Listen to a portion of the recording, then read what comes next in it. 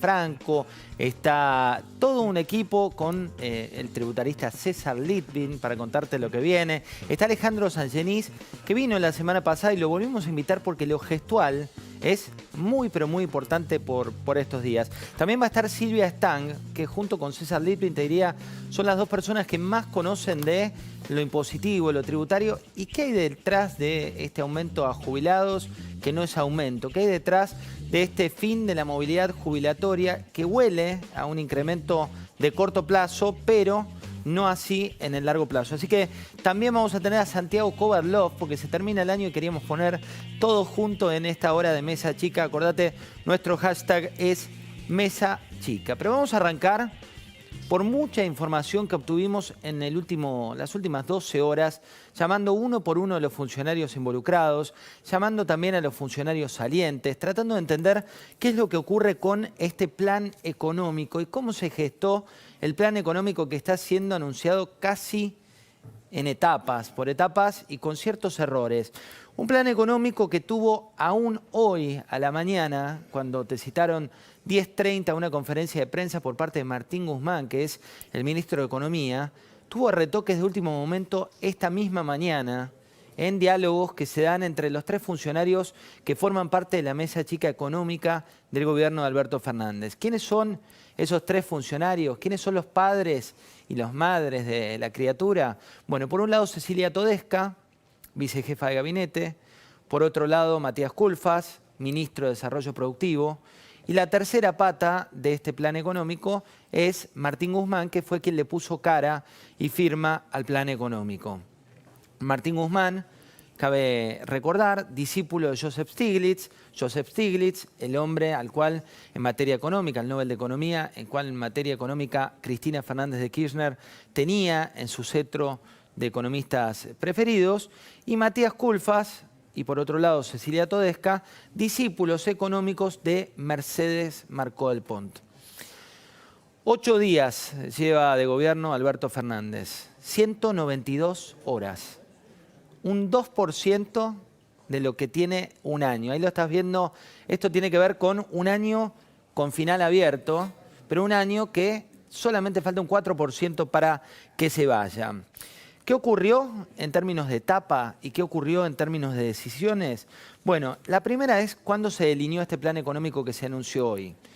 Desde el momento en el cual Alberto Fernández gana las PASO, dejó de pensar en la elección como un deseo, en la presidencia como un deseo, y empezó a referirse a esta presidencia como parte de los hechos.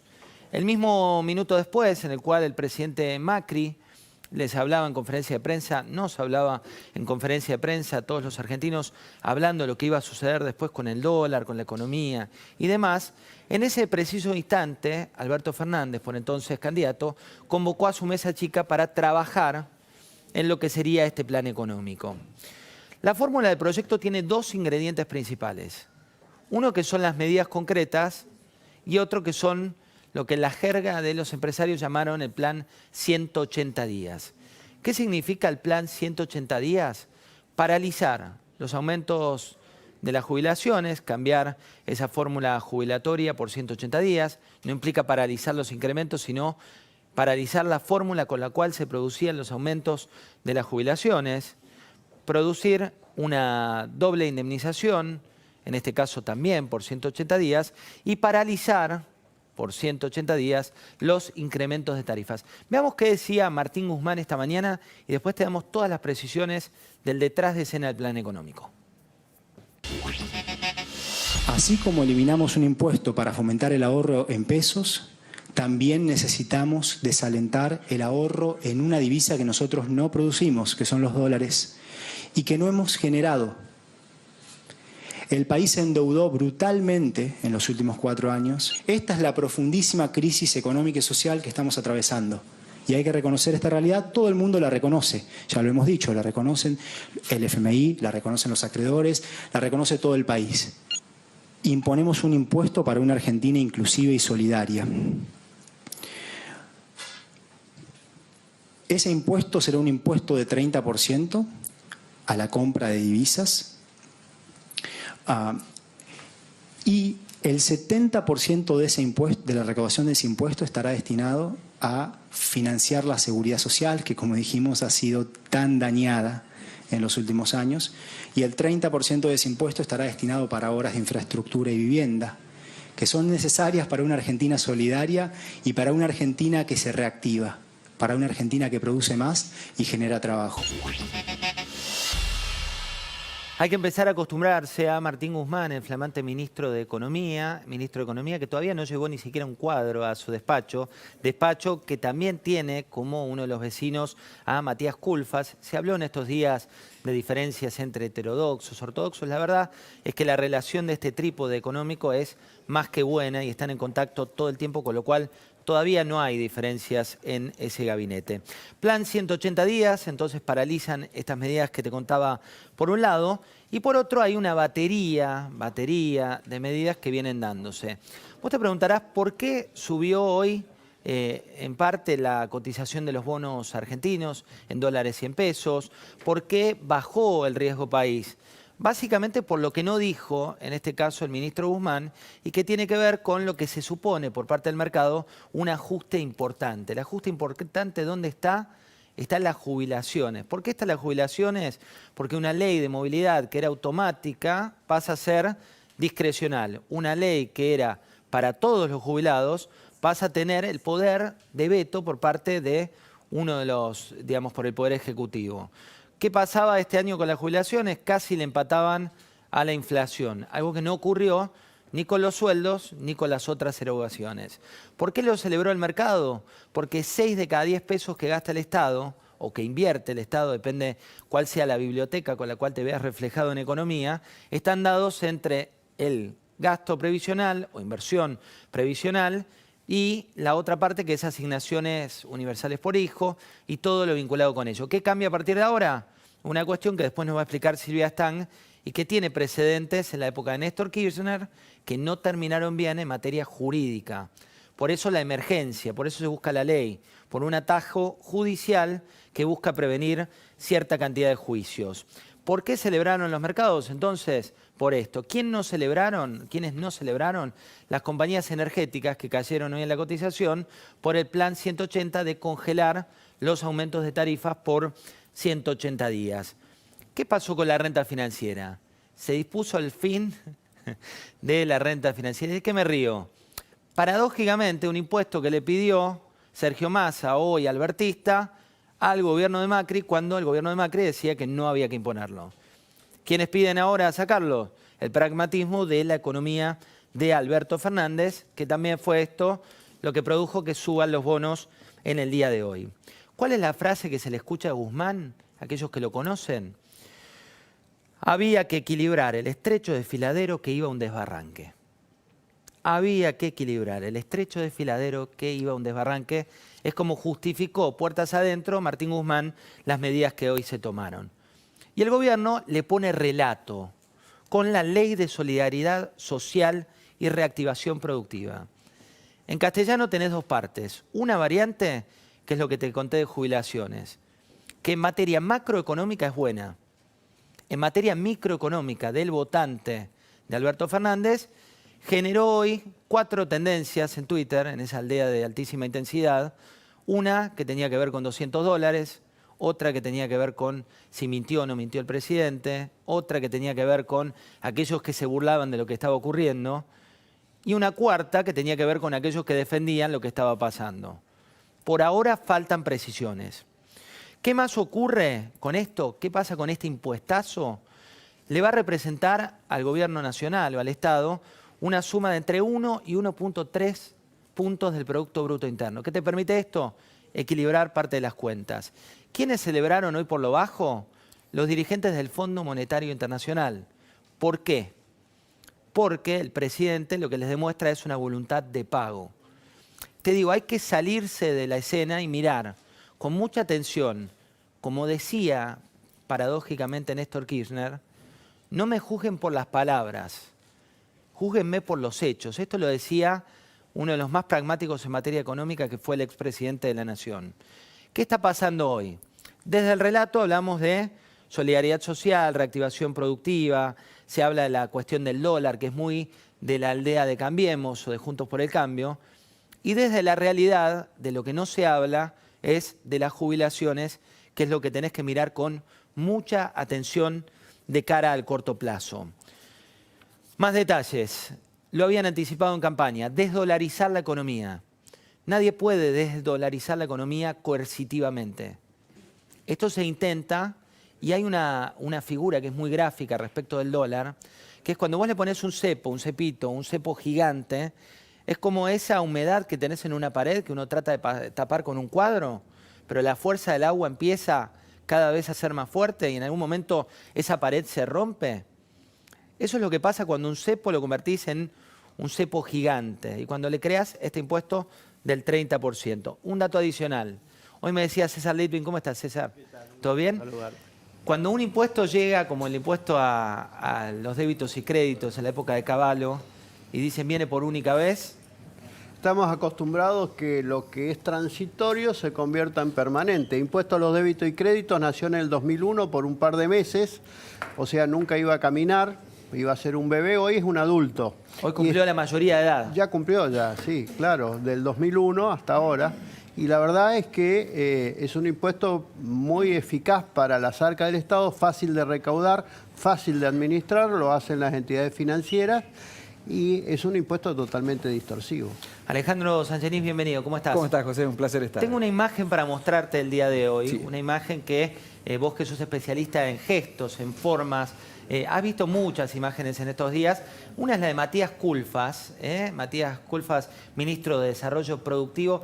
Veamos qué es lo que hacía Culfas y después, ahí lo tenés, mirá. Guzmán. Ahí tenés Martín Guzmán. Martín Guzmán. Perdón. Que Sí. una empresa que está en una situación de gran ahogo de deuda se pueda recuperar. Aprietas un... Quien está ahogado por la deuda necesita alivio. Y nosotros lo que estamos con estas medidas haciendo es disponer un plan para que esas empresas tengan alivio, tengan nuevas condiciones que les permitan volver a producir, a crecer y generar trabajo. Pasando ahí. parte Claramente del principio es su gran de debut que para es él. imposible. Las manos, ahí hace un gesto de cerrar el puño, mientras la otra incongruentemente está separada de lo que le está diciendo.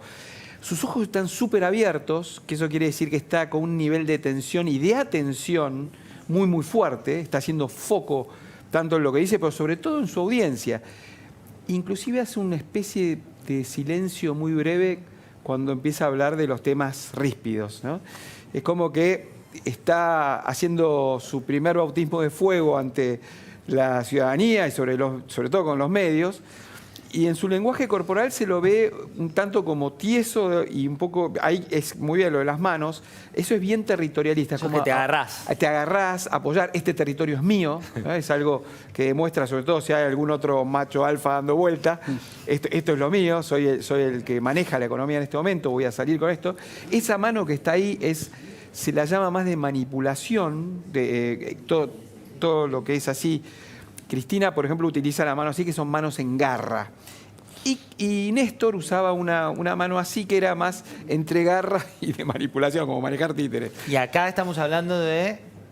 Bueno, su otra mano es una especie de parapeto, ¿no? Lo utiliza como parapetando. Todo lo que cruce tu frontalidad es parapetarte, ¿no? Como hacía Capitanich en sus famosas primeras mañanas cuando le reclamaban al kirchnerismo que hablara, que diera conferencia de prensa, y se la pasaba todo haciendo este gesto toda la conferencia de prensa, que es claramente de cuidar tu frontalidad, ¿no? Es un problema, ¿no? Tenerlo a Alejandro Sangenís, porque uno que mueve las manos, que te cola, ya te van a llegar mal. No sé dónde poner las manos. Liliana Franco, bienvenida. ¿Cómo está usted? ¿Qué tal? ¿Cómo le van? Ella escribió uno de sus últimos libros, tiene que ver con los recorridos, y lo hemos contado aquí en Mesa Chica, por esos jefes de Hacienda, los ministros de Economía. ¿Cómo está hoy Hacienda, Liliana? Desvalijada.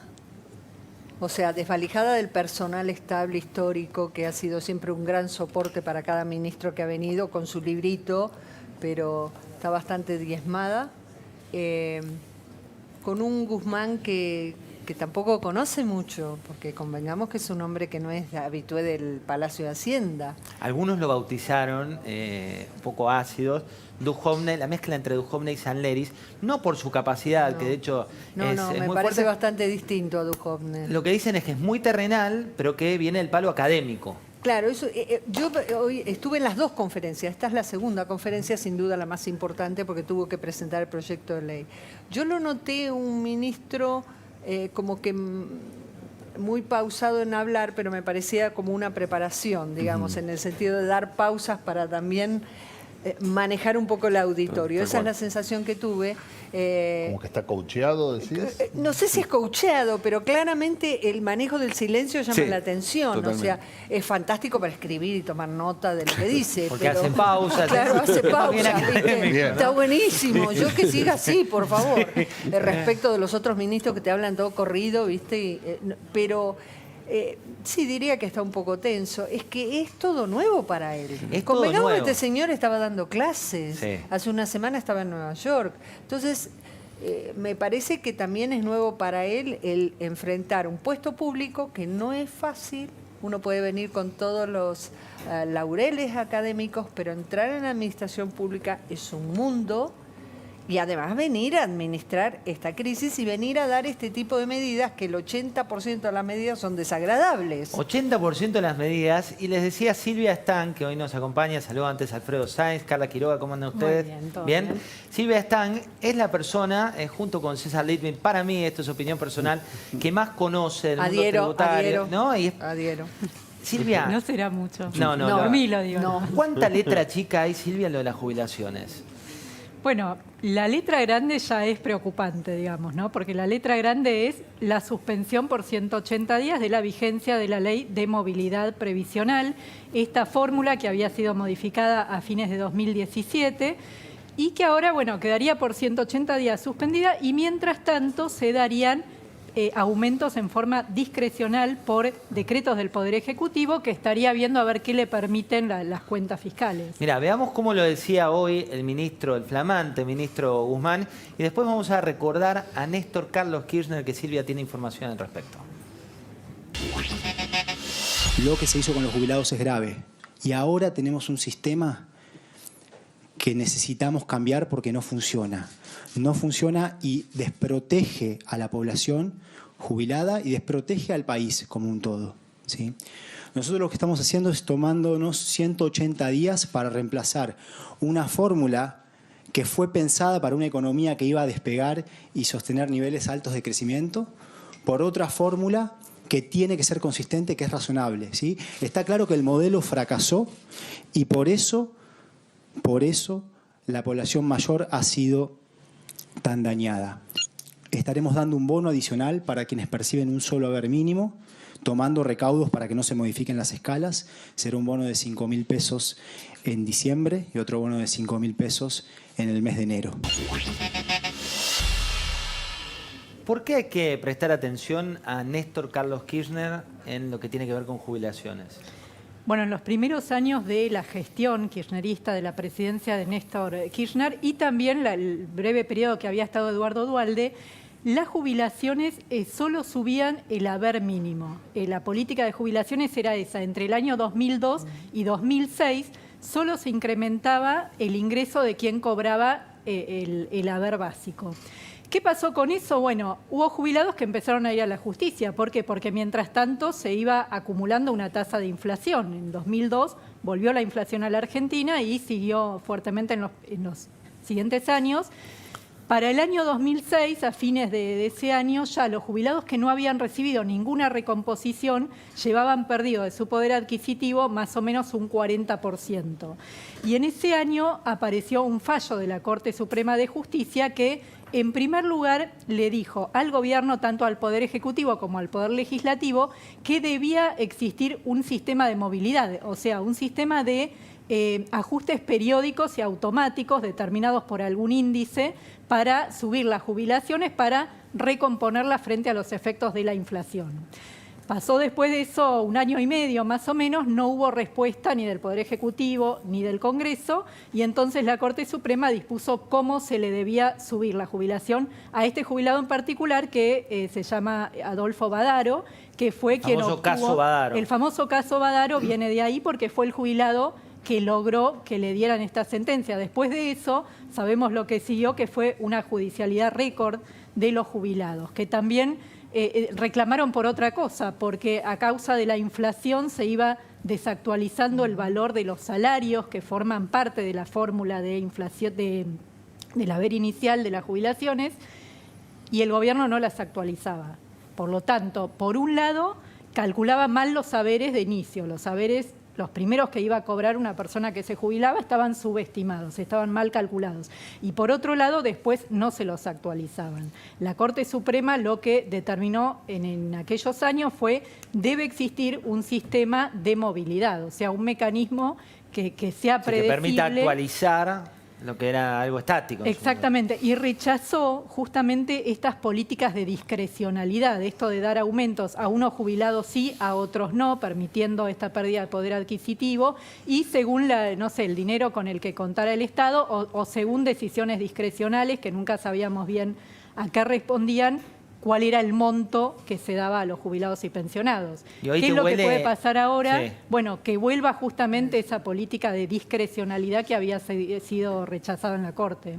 ¿Hoy huele a eso, Lili? Sí, claramente. Y de hecho el ministro dijo 180 días se van a tomar para definir, en teoría, qué fórmula de ajuste. Y yo lo que le quería preguntar a Silvia es, ¿qué pasa con ese fallo de la Corte que luego volvió a ser ratificado, si mi memoria no me falla? ¿Cómo queda? ¿También en un stand-by? O sea, ¿qué hace un jubilado? Bueno, yo creo, hoy hablando con abogados previsionalistas, lo que ellos dicen es como hablan de la generación de un nuevo caso Badaro. ¿Por qué? Bueno, porque es otro periodo de tiempo, con lo cual tendrían que ir nuevamente a reclamar, porque el fallo Badaro concretamente hablaba del año 2002 al año 2006, lo especificaba, que ahí se tenía que dar un incremento, pero también está, porque Badaro tiene dos partes, ¿no? Fue un fallo, como decía recién, en 2006, que lo que dijo es, debe existir un sistema de movilidad, y después fue el que explicitó de qué manera se debían aumentar las jubilaciones. Hay un dato también que tiene que ver con lo que vos preguntás, que hoy hablaba con un funcionario del gobierno y llegué a preguntarle, bueno, si tenían esta preocupación realmente por la posible judicialidad que se podría generar.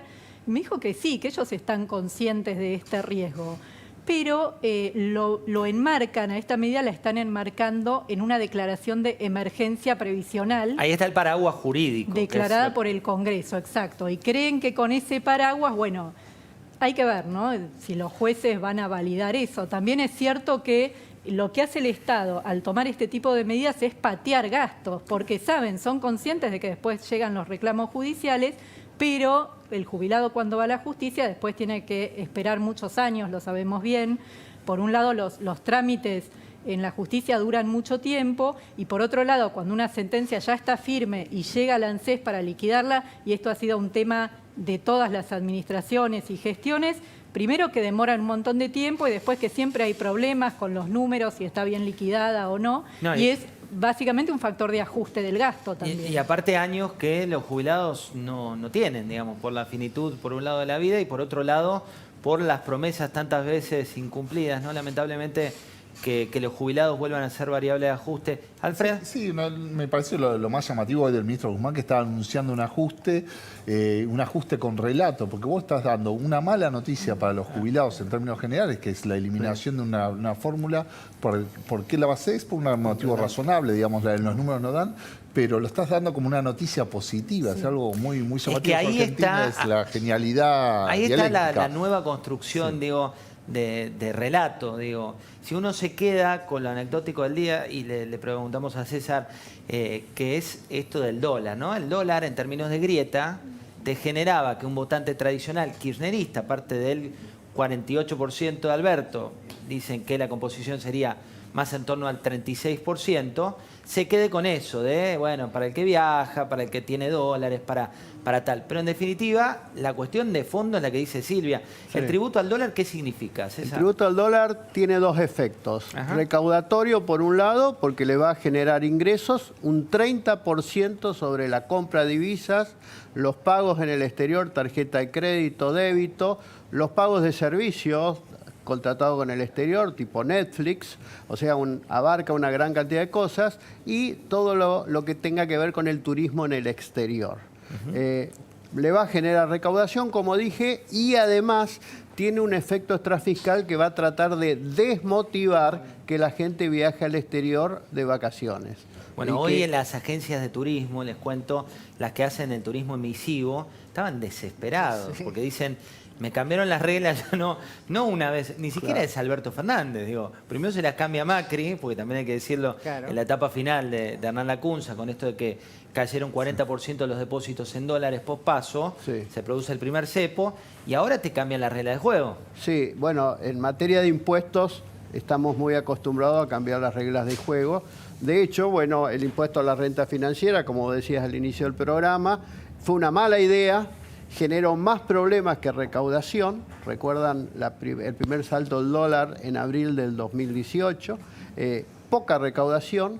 ¿Cómo vamos a castigar a los que le prestan a la Argentina con bonos? ¿Cómo vamos a castigar al que hace un plazo fijo y pierde como en la guerra con la inflación? Bueno, ahora estamos dando vuelta y de alguna manera gran parte de la renta financiera queda desgravada. Eso es bueno. También es bueno la moratoria impositiva. Muchas empresas pymes estaban muy complicadas, una gran morosidad. La cartera de créditos de la FIP supera la del Banco Nación, es muy grande. Esta morosidad, con esta moratoria que es buena, a pagar en 10 años para los impuestos, en 5 para seguridad social, va a licuar bastante la deuda porque condona intereses, una parte importante, sanciones, multas, ley penal tributaria y se lo puede pagar a lo largo del tiempo, con lo cual se le descarga una mochila a las pymes de toda esa deuda que no le dejaba, que muchas estaban ya en cesación de pago. Señora, Justamente hacen eso, esa moratoria tan, si querés, generosa o amplia. Generosa.